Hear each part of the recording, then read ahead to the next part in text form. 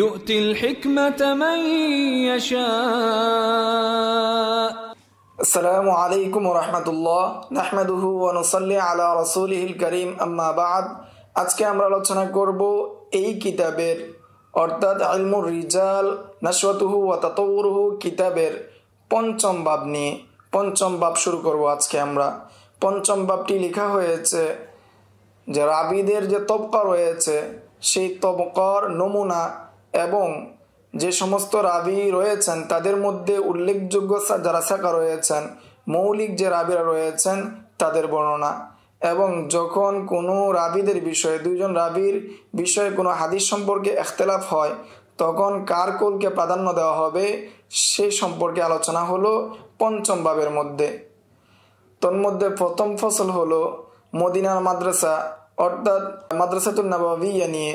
মাদ্রাসাতুন নববিয়্যার প্রথম বহস হলো নাফি মাওলা আব্দুল্লাহ ইবনে ওমর বিন খাত্তাব রাদিয়াল্লাহু তাআলা আনহুমা, যে তার যে সাথীরা ছিলেন অর্থাৎ নাফের যে যারা সাথীরা ছিলেন তাদের বর্ণনা বা তাদের আলোচনা।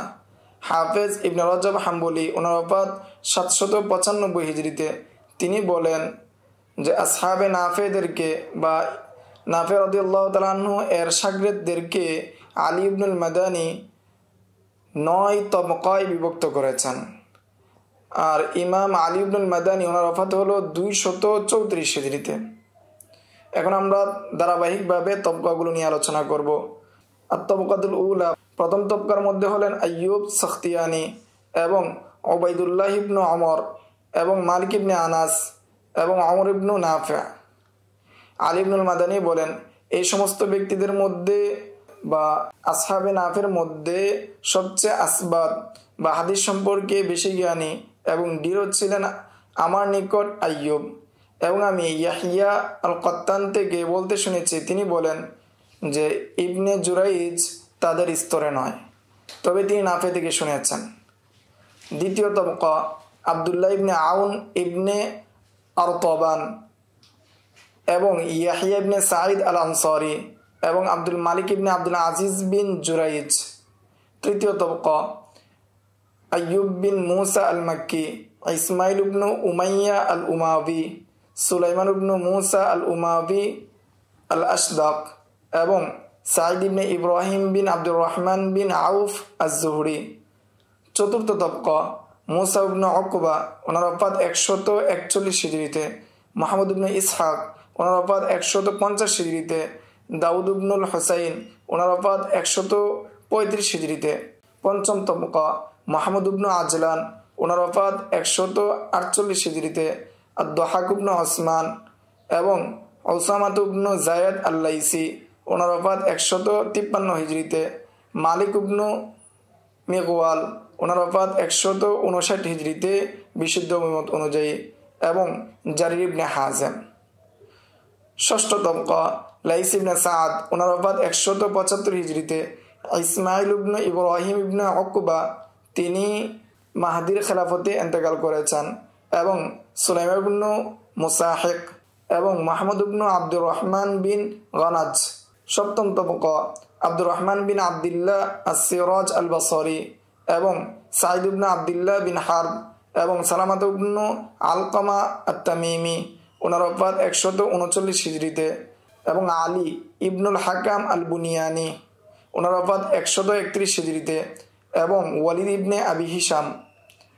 অষ্টম তবকা আবু বকর ইবনে নাফে আল আদাবি আল মাদানী, তিনি ইবনে ওমরের মাওলা ছিলেন, এবং খলিফাত ইবনে গালিব আল লাইসি, আবু গালিব আল বসরি এবং ইউনুস ইবনে ইয়াজিদ আল আইলি, ওনার ওফাত 159 হিজরিতে, এবং জুয়াইরিয়াত ইবনে আসমা, ওনার ওফাত 173 হিজরিতে, এবং আব্দুল আজিজ বিন আবি রওয়াদ, ওনার ওফাত 159 হিজরিতে।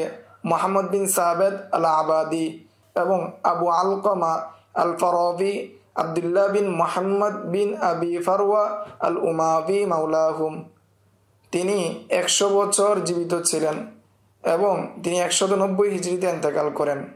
এবং আত্তব বিন খালেদ বিন আব্দুল্লাহ আল মখজুমি, তিনি ইমাম মালিকের পূর্বে ইন্তেকাল করেন, এবং আব্দুল্লাহ বিন ওমর আল অমরি আল মাদানী, ওনার ওফাত 171 হিজরিতে, এবং হাজ্জাজ বিন আরতা ওনার ওফাত 145 হিজরিতে, এবং আশাজ বিন সিওয়ার ওনার ওফাত 136 হিজরিতে, এবং সাউর ইবনে ইয়াজিদ ওনার ওফাত 150 হিজরিতে। কেউ কেউ বলেন তারপরে। নবম তবকা, যাদের থেকে হাদিস লেখা যায় না, হাদিস বর্ণনা করা যায় না, তারা হলেন আবদুল্লাহ বিন নাফে ওনার ওফাত 154 হিজরিতে, আবু উমাইয়া বিন ইয়ালা তার নাম ইসমাইল, এবং ওসমান ইবনে মাকসাম আল বুররি, এবং ওমর ইবনে কয়েস সান্দাল। হাফেজ ইবনে রজব হাম্বলি বলেন যে এই যে তবকাগুলো উল্লেখ করা হয়েছে, এই তবকাগুলোর মধ্যে আলী ইবনুল মাদানী কতক তবকার মধ্যে খেলাফ করেছেন, এবং তারতিবের ক্ষেত্রে কতক তবকার মধ্যে খেলাফ করেছেন, এবং কত তবকার মধ্যে তিনি মিল রেখেছেন। হাফেজ ইবনে রজব হাম্বলি বলেন যে আলী ইবনুল মাদানী তিনি উপরে উল্লিখিত যে 9টি তবকা রয়েছে, সেই তবকার মধ্যে কতক তবকার মধ্যে ইখতিলাফ করেছেন তারতিবের ক্ষেত্রে।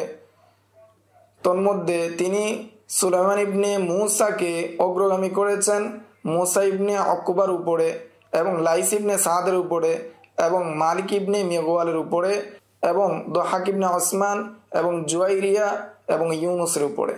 জুয়াইরিয়া এবং লাইস ইবনে সাদের হাদিস যেটা বর্ণিত হয়েছে নাফে থেকে, সে হাদিস সহিহাইনে এসেছে, কিন্তু সুলাইমান ইবনে মুসা তার থেকে হাদিস সহিহাইনে আসে নাই, এবং সুলাইমান ইবনে মুসার বিষয়ে আইম্মাতুল জারহি ওয়া তা'দিল কালাম করেছেন, জরা করেছেন।